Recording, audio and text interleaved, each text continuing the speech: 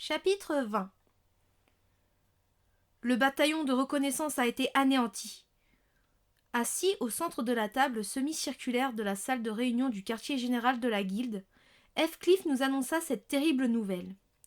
Il tenait ses mains décharnées croisées devant son visage et hochait lentement la tête d'un air soucieux. Ça s'est passé hier. Cartographier la zone labyrinthique a pris du temps, mais, finalement, nous y sommes arrivés sans déplorer de victimes. On se doutait que le combat contre le boss ne serait pas une partie de plaisir. Il est vrai que ceux du 25e et du 50e étage nous avaient donné pas mal de fil à retordre. Ils étaient puissants et plus agressifs que les autres, et nous avions subi de lourdes pertes. Le monstre bicéphale du 25e étage avait terrassé un escadron d'élite de l'armée, épisode malheureux qui était à l'origine de nouvelles stratégies plus prudentes. Le boss du 50e, quant à lui, ressemblait à un Bouddha métallique doté de plusieurs bras. De nombreux joueurs avaient préféré s'enfuir plutôt que de subir ces attaques violentes, qui auraient eu raison des quelques courageux obstinés si les renforts n'étaient pas arrivés à temps. Un de ceux qui avaient soutenu vaillamment le combat se trouvait devant moi aujourd'hui. En toute logique, si un boss ultra puissant nous attendait tous les 25 niveaux, il y avait de grandes chances pour que celui du 75e étage n'échappe pas à la règle. Nous avons donc envoyé un groupe d'observation composé de 25 personnes issues de 5 guildes, psalmodia Heathcliff, imperturbable. La reconnaissance s'est déroulée prudemment. 10 hommes étaient postés en arrière-garde sur le pas de la porte, tandis que les 10 autres se sont avancés dans la salle. Quand ils ont atteint le centre et que le boss est apparu, la porte s'est fermée. Selon le rapport du groupe de sûreté, la porte est restée close pendant 5 minutes sans qu'ils puissent ni la forcer ni la crocheter. Quand elle s'est enfin ouverte, Heathcliff se raidit et ferma les yeux un instant avant de continuer. La salle était vide. Le boss avait disparu et les hommes s'étaient volatilisés sans aucun signe de téléportation. Ils n'étaient pas rentrés. Toutefois, j'ai envoyé quelqu'un au château de Fer Noir pour m'en assurer, mais... Les derniers mots se perdirent dans un soupir. « 10 hommes. Comment est-ce possible ?» murmura Asuna. « Un espace rendant inefficace tout cristaux ?»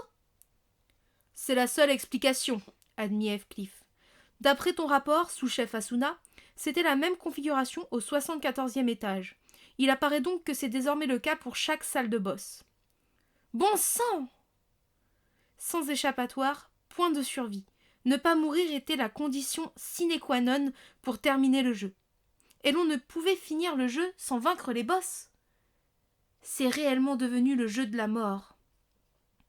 Mais l'on ne peut pas abandonner la quête à cause de ça, trancha Heathcliff. Certes, les cristaux sont inutilisables et toute retraite est impossible lorsque le boss apparaît, mais nous pouvons réunir un grand nombre de personnes pour l'attaquer et le vaincre. J'aurais voulu éviter d'avoir à vous rappeler, mais j'espère que vous comprenez. Vous pouvez compter sur moi, assurai-je en haussant les épaules.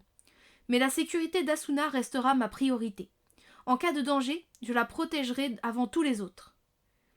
Ceux qui ont quelque chose ou quelqu'un à protéger sont plus forts, rétorqua Heathcliff. Je place beaucoup d'espoir en toi, Kirito.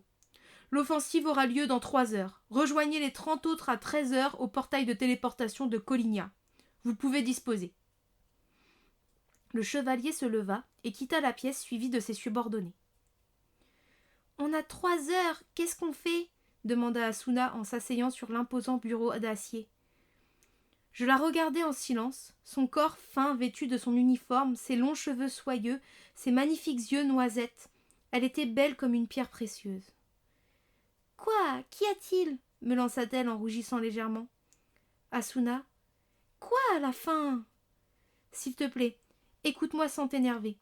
Ce combat contre le boss aujourd'hui, j'aimerais que tu n'y participes pas et que tu m'attendes ici. » Elle me dévisagea un moment, puis baissa la tête d'un air triste. « Pourquoi est-ce que tu dis ça ?»« Écoute, on ne peut pas prévoir ce qui peut arriver dans un endroit où toute utilisation de cristaux est impossible.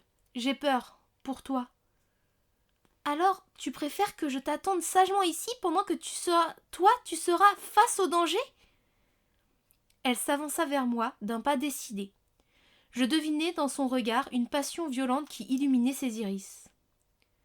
« Si tu ne revenais pas, je me suiciderais. Je n'aurai plus aucune raison de vivre, et je ne me pardonnerai pas de ne pas avoir agi. Si je renonce, alors toi aussi. Si c'est ce que tu souhaites, je te suivrai. » Elle posa le bout de ses doigts au creux de ma poitrine et esquissa un petit sourire. « Kirito, je pense que tous ceux qui vont se battre aujourd'hui ont peur et qu'ils préféreraient fuir. Pourtant, ils ont accepté de coopérer parce que les 2 personnes les plus fortes de ce monde seront à leur tête. Je sais que tu ne veux pas de cette responsabilité, que tu détestes ça, mais si tu ne le fais pas pour les autres, fais-le pour nous 2, pour que nous puissions retourner dans l'autre monde et que l'on puisse se retrouver. » J'attrapai la main d'Asuna et la serrai doucement. Cette jeune femme, ma femme, je ne voulais pas la perdre. Désolée. Je crois que j'ai un peu perdu les pédales. Je voudrais vraiment m'enfuir avec toi. Je ne veux pas que tu meures et je ne veux pas mourir non plus. Tant pis si l'on ne revient pas dans le monde réel. J'ai envie de vivre avec toi, dans notre maison, dans la forêt, pour toujours, ensemble. Asuna laissa échapper un profond soupir. Oui, ça serait le rêve, ensemble tous les jours. Elle hésita un moment, se mordit la lèvre et me regarda droit dans les yeux, l'air sérieux. Kirito, as-tu déjà pensé à ce que deviennent nos vrais corps ? Surpris par sa question, je restai sans voix. Tout le monde ici, à un moment ou à un autre, avait dû se la poser, mais il n'existait aucun moyen de le savoir, alors mieux valait ne pas trop y réfléchir. Tu te souviens de ce que Kayaba Akihiko a annoncé lorsque le jeu a commencé ? Il a dit que nous serions déconnectés du Nerve Gear pendant 2 heures, mais c'était pour déplacer nos corps vers des structures hospitalières, murmurai-je. Oui, et quelques jours après, la connexion a été coupée pendant 1 heure pour tout le monde, n'est-ce pas ? Oui. C'est vrai.